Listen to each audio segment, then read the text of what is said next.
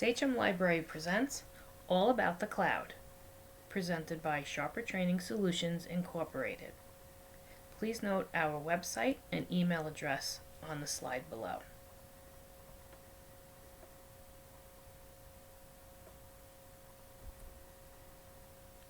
Today's agenda will talk about what is the cloud, why we should use the cloud, and popular cloud services.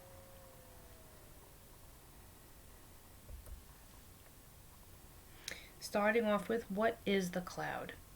The types of storage we're used to talking about are local storage and removable storage. Local storage is when we save files or pictures on our computer's built-in hard drive, otherwise known as the C drive. Removable storage are flash drives or external hard drives. Even our cell phone, if we plug it into our computer, becomes an external hard drive. The third form of storage is called remote storage, or the cloud, which is what we're going to concentrate on in this tutorial. When you store or save an item in the cloud, it's stored on internet servers instead of a local hard drive. The cloud is simply using the internet to store your things and access remotely from any location. Difference being, when we have things stored on the cloud, if something happens to our device, our files, documents, pictures are all safe because they're backed up in this cloud. So, of course, everybody wants to know, where is the cloud? This is the most common misunderstood issue. Your data is not stored in cyberspace. It's not floating around out there. Your data is actually being stored on a remote server located somewhere else, depending on what cloud you're using. These servers are owned by companies such as Google, Amazon, Apple, etc., and you're asking them to store your data and have access to your data whenever, wherever you like. In order to utilize any cloud, you would be required to have a login and a password. So you would have an account, and that's what protects your cloud space, which again we'll talk about in a little later in this tutorial, but it's why it's so very important to have strong passwords whenever we have any type of an account.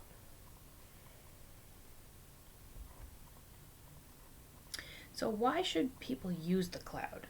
In the past, if this happened, maybe your laptop crashes, maybe you have a USB flash drive and it gets corrupted, you go to plug it in and it just won't open, you can't read anything on it. Maybe you lose a CD. Remember CDs? We used to save things on them, or maybe it got scratched. Maybe you ran over your phone. I did that. If you did that before the cloud, okay, if any of these things happened, whatever data or whatever files and pictures were on that device, they were gone. They were virtually gone. Now we have a cloud, which again it's a backup service really, although there are ways that you can get cloud space where you can actually store things and remove them from the device. But the way the cloud basically works, we back up our files, and this way if something does happen, all we have to do is put in our login and password and we can have access to it again. So if your computer's hard drive or any removable storage devices ever fail, you can still access all your data in the cloud, which I just said. You can access your cloud services among multiple platforms. What does that mean? Well, you can access it from your desktop, laptop, or smart device, meaning could be a smartphone, could be your iPad. You can watch a movie at home on your desktop or watch it on the go on your tablet. Using a cloud service provides 24/7 accessibility to whatever is important to you. Access it 24/7. It's always there and available when you need it.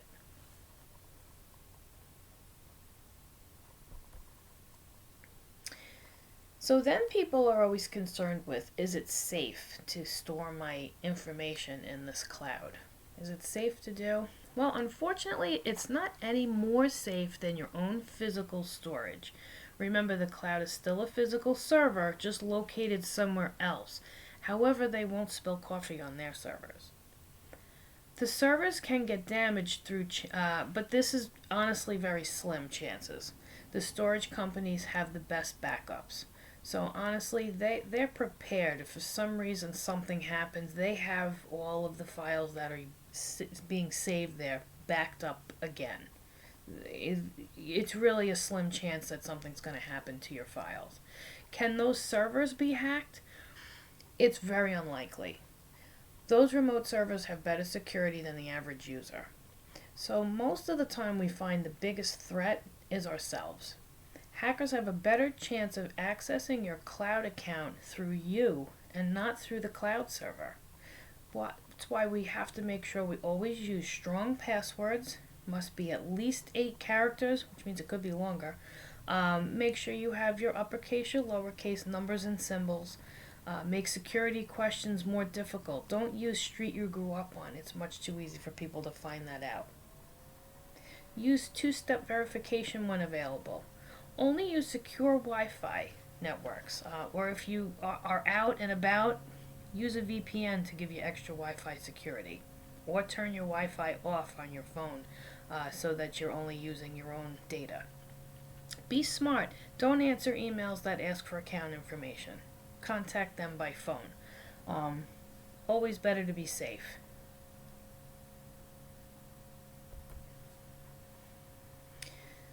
So, cloud services, which one? There are quite a few cloud services out there.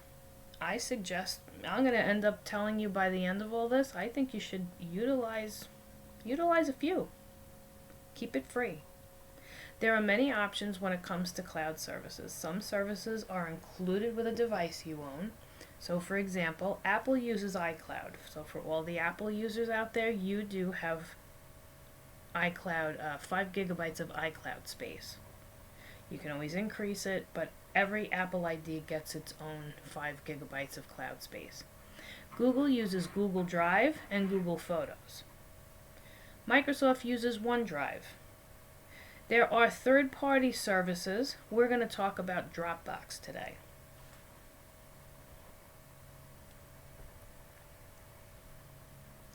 So then we talk about storage versus syncing and backup. This is something that often a lot of people aren't aware of. iCloud, Google's Photos, and OneDrive are cloud backups as well as syncing apps and photos to all your devices. They are not cloud storage. So what does that mean? If I have Google Photos on my cell phone and it backs up all the photos that are on my phone, I could go home, go on my computer, and I could access my Google Photos account, which is connected to my Gmail account, and all my photos are there that are on my phone. They're all there. It syncs. So that's what a syncing service is referring to. Dropbox is an example of a true file storage. So that means if I wanted to free up space on my phone and I wanted to take pictures on my phone and physically put them in a cloud so that I can delete them off my phone and free up space, Dropbox is the one that I would be able to do that with.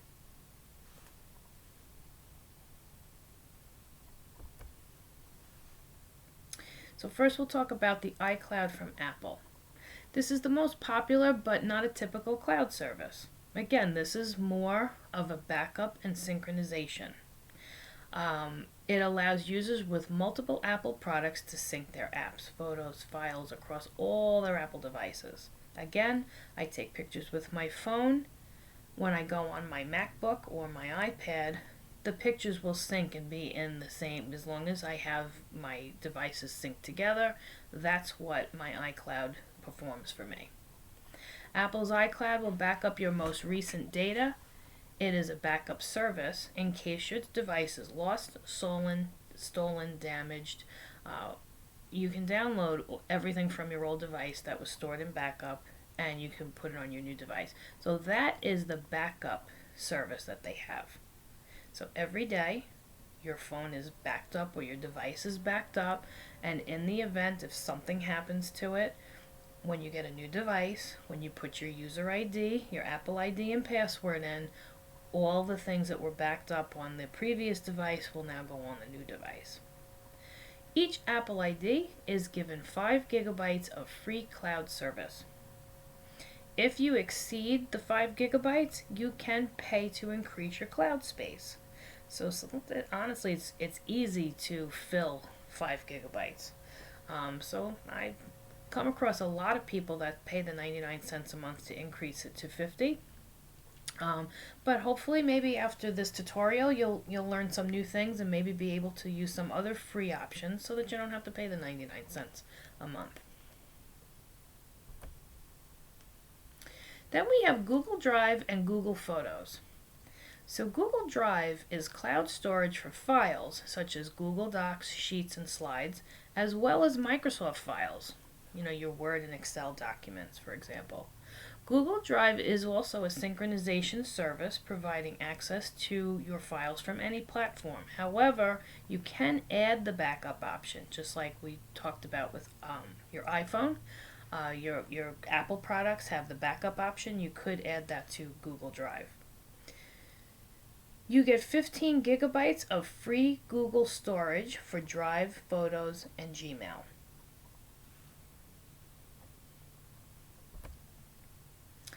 When we talk about Google Photos gives you unlimited storage space, but for photo resolutions capped at 16 megapixels and video resolutions capped at 1080p.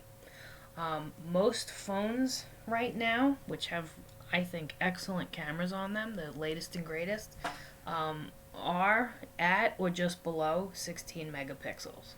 So more than likely, you're not going to have an issue when it comes to storing photos in there if it's from your mobile device. If you have more of a professional camera and your photos have a higher resolution, you can still use Google Photos, but the higher resolution pictures they're going to count towards that 15 gigabytes that I just spoke about on the previous slide. Okay?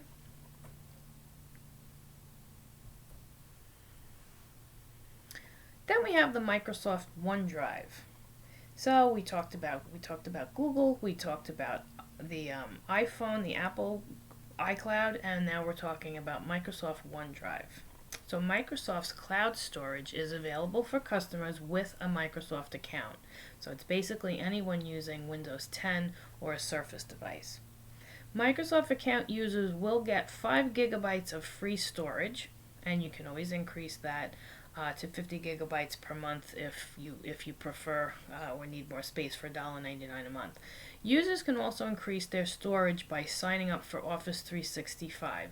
There's a fee when you sign up for Office 365, but honestly, the fee is not for the cloud space. You do get increased cloud space in the OneDrive, but the fee that you're paying is actually to use Office 365, which again is the newest version of Word, Excel, PowerPoint, etc. So when you decide to sign up for Office 365, you will get increased cloud space for free. I believe it's 15 gigabytes.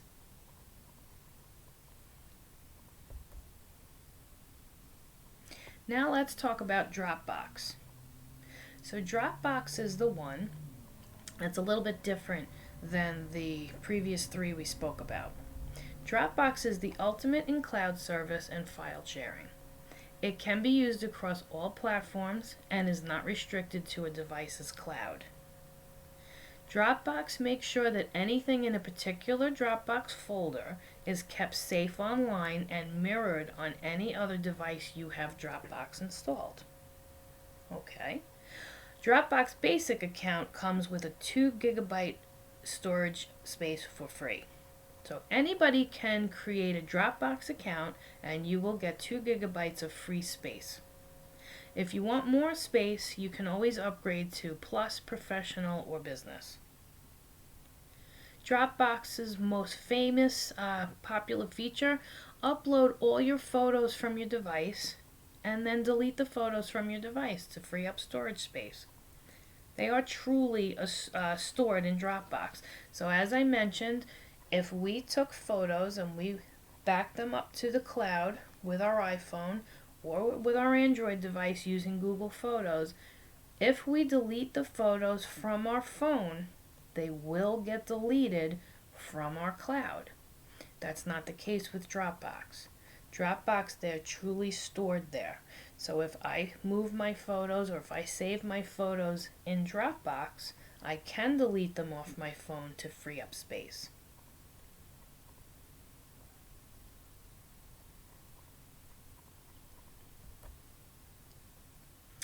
In conclusion, we encourage you to use cloud space. In fact, we encourage you to use more than one cloud space. Why? You can access your information from anywhere, anytime. It is safe, and it keeps our files safe in the event something happens to our device. We can use more than one cloud space, which helps us keep the cost down. Remember, increasing cloud space, there's always a fee. It's a low fee. With Apple, it's 99 cents a month for their smallest upgrade. Microsoft, the OneDrive is $1.99 to increase, but it's not a lot of money. But why pay for it for any amount if we could get it for free? So we encourage you to try these different things out, put them on your devices, and do some backup. And if you already are paying for enhanced cloud space, maybe you could cancel that. Definitely recommend that you try that.